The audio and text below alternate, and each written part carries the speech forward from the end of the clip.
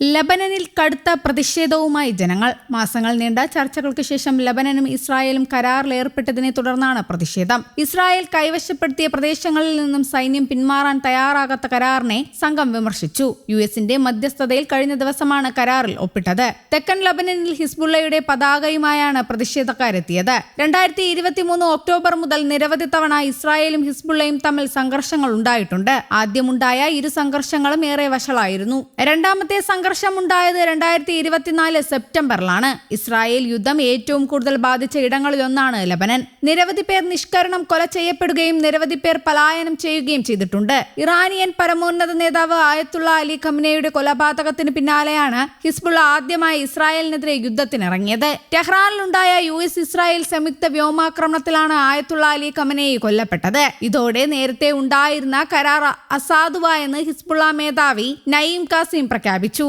ഇത് അപമാനകരവും ലജ്ജാകരവും പരമാധികാരത്തിന്റെ കീഴടങ്ങലുമെന്ന് കാസിം പറഞ്ഞു. അതേസമയം ഹിസ്ബുള്ള നിയമസഭാ അംഗമായ ഹസൻ ഫത്ലല ലബനിൽ ആഭ്യന്തര സംഘർഷം ഉണ്ടാകുമെന്ന് മുന്നറിയിപ്പ് നൽകി. ഇസ്രായേലും ലബനനും തമ്മിൽ ഈ ആഴ്ച ഒപ്പുവെച്ച കരാർ വൈരുദ്ധ്യാത്മകവും നടപ്പിലാക്കാൻ അസാധ്യവുമാണെന്ന് ലബനൻ പാർലമെന്റ് സ്പീക്കറും അമൽ മൂവ്മെന്റ് പാർട്ടിയുടെ തലവനുമായ നബീഹ് ബെറി പറഞ്ഞു. ഇത് ലബനന്റെ അവകാശങ്ങൾ സംരക്ഷിക്കുന്ന കരാറല്ല, ലബനീസ് ജനതയ്ക്കിടയിൽ ഭിന്നതയുണ്ടാക്കുന്ന കരാറാണിത്. അത്തരത്തിലാണ് ഇത് രൂപകൽപ്പന ചെയ്തിരിക്കുന്നത്. ഇത് താൻ വ്യക്തമായി നിരസിക്കുന്നുവെന്നും അദ്ദേഹം വിദേശ മാധ്യമങ്ങളോട് പറഞ്ഞു. അതേസമയം കരാറിനെ തുടർന്നുണ്ടായ പ്രതിഷേധത്തിന് പിന്നാലെ തെക്കൻ ലബനനിലെ ഹിസ്ബുള്ള കേന്ദ്രങ്ങൾ പൊളിച്ചു നീക്കിയ ഇസ്രായേൽ പ്രതിരോധ സേന കേന്ദ്രത്തോട് ചേർന്നൊരു തുരങ്കപാതയും സംഘം കണ്ടെത്തി. ഇതിന് 200 മീറ്ററിലധികം നീളവും 25 മീറ്ററിലധികം ആഴവുമുണ്ടെന്ന് IDF പറഞ്ഞു. തെക്കൻ ലബനനിലെ സുരക്ഷാ മേഖലയ്ക്കുള്ളിലെ മജ്തൽ സൂണിൽ ഭൂഗർഭ ഹിസ്ബുള്ള സമുച്ചയം കണ്ടെത്തി.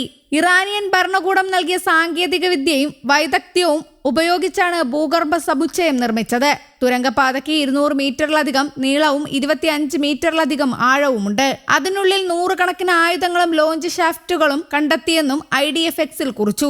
ഇരു സംഘങ്ങളും തമ്മിലുണ്ടായ ഏറ്റുമുട്ടലിൽ ഹിസ്ബുള്ള നേതാവായ ഒരാൾ കൊല്ലപ്പെട്ടിട്ടുണ്ടെന്ന് IDF പറഞ്ഞു. പ്രദേശത്ത് നടത്തിയ വിപുലമായ തെരച്ചിലുകൾക്കിടയിലാണ് ഇയാളെ കണ്ടെത്തിയതെന്നും കൊലപ്പെടുത്തിയതെന്നും IDF പറയുന്നു. അതേസമയം ഹോർമൂസ് കടലിടുക്കുമായി ബന്ധപ്പെട്ട തർക്കങ്ങൾ പരിഹരിക്കുന്നതിനായി അമേരിക്കയും ഇറാനും തമ്മിൽ ധാരണ. ഇതിന്റെ ഭാഗമായി ഇരു രാജ്യങ്ങളുടെയും പ്രതിനിധികൾ ചൊവ്വാഴ്ച ദോഹയിൽ വെച്ച് കൂടിക്കാഴ്ച നടത്തും. സൈനിക ആക്രമണങ്ങൾ ഉൾപ്പെടെയുള്ള നടപടികൾ താൽക്കാലികമായി നിർത്തിവെക്കാൻ തീരുമാനിച്ചതായി അമേരിക്കൻ ഉദ്യോഗസ്ഥരെ ഉദ്ധരിച്ച് അന്താരാഷ്ട്ര മാധ്യമങ്ങളാണ് ഇക്കാര്യം റിപ്പോർട്ട് ചെയ്തത്. നിലവിൽ കപ്പലുകൾക്ക് സ്വതന്ത്രമായി സഞ്ചരിക്കാൻ കഴിയുമെന്നും സാങ്കേതിക തലത്തിലുള്ള ചർച്ചകൾ തുടരുമെന്നും മറ്റൊരു ഉദ്യോഗസ്ഥൻ വ്യക്തമാക്കി. ചൊവ്വാഴ്ച ദോഹയിൽ നടക്കാനിരിക്കുന്ന കൂടിക്കാഴ്ചയെക്കുറിച്ച് 3 ഔദ്യോഗിക വൃത്തങ്ങൾ സ്ഥിരീകരിച്ചിട്ടുണ്ട്. 11 ദിവസം മുൻപ് പ്രഖ്യാപിച്ച വെടിനിർത്തൽ കരാർ ഇപ്പോഴും ദുർബലമായ അവസ്ഥയിലാണുള്ളത്. ഇറാൻ കരാർ വ്യവസ്ഥകൾ പാലിച്ചില്ലെങ്കിൽ വീണ്ടും യുദ്ധം ആരംഭിക്കുമെന്നും ലക്ഷ്യം പൂർത്തിയാക്കുമെന്നും US പ്രസിഡന്റ് ഡൊണാൾഡ് ട്രംപ് മുന്നറിയിപ്പ് നൽകിയിരുന്നു. ജൂണിൽ ഒപ്പുവെച്ച പ്രാഥമിക സമാധാന കരാർ പ്രകാരം ഹോർമൂസ് കടലിടുക്കിലെ ഗതാഗതം നിയന്ത്രിക്കാനുള്ള പൂർണ്ണ അവകാശം തങ്ങൾക്കാണെന്ന് ഇറാൻ വിദേശകാര്യമന്ത്രി Abbas Araghchi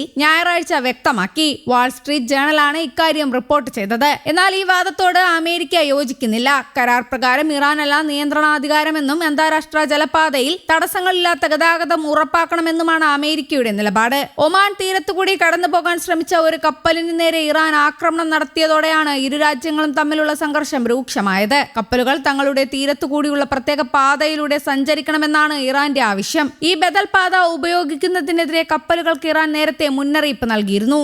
news desk Kerala Kaumudi.